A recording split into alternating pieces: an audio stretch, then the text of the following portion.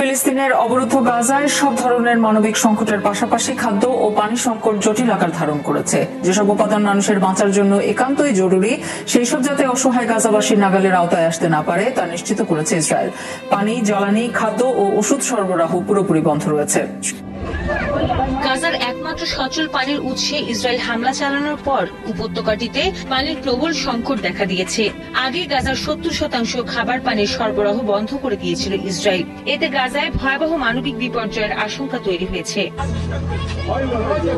গাজার পানির প্রধান যোগানদাতা ইসরায়েলি কোম্পানি মেকোরোট, যা আন্তর্জাতিক দাতব্য ও মানবাধিকার সংস্থার মধ্যস্থতায় সেখানে পানি সরবরাহ করে আসছিল। ধারণা করা হচ্ছে ইসরায়েলি সেনাবাহিনী এ কোম্পানির পাইপলাইনে হস্তক্ষেপ করেছে। গাজা সিটি পৌরসভার মুখপাত্র হোসনি মেহান্না জানান, সংযোগ বিচ্ছিন্নের কারণে গাজা শহরের পূর্বাংশের সুজাইয়া এলাকার প্রধান পাইপলাইনে এখন আর পানি পৌঁছাচ্ছে না। ফলে পুরো অঞ্চলের সাব চ্যানেলগুলো অচল হয়ে পড়েছে। কোথাও কোথাও অল্প কিছু পানি পাওয়া গেলেও তা নিতে মরিয়া হয়ে উঠছেন স্থানীয়রা, যা পরিস্থিতিকে আরো সংকটময় করে তুলছে। ভোর থেকে পানির জন্য অপেক্ষা করছি, কিন্তু পানি নিয়ে কোনো ট্রাক আসেনি। কালকেই পানি ছাড়া দিন কাটিয়েছি। গাজায় পানি সরবরাহ বন্ধ করে দিয়েছে ইসরায়েলি সেনারা।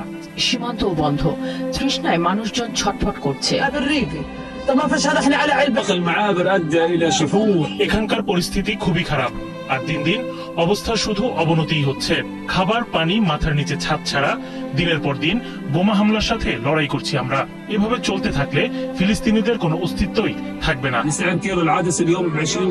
দীর্ঘদিনের অবরোধ, অবকাঠামোর ধস ও ভূগর্ভস্থ পানির দূষণের কারণে গাজায় বিশুদ্ধ পানির সংকট আগেই ছিল।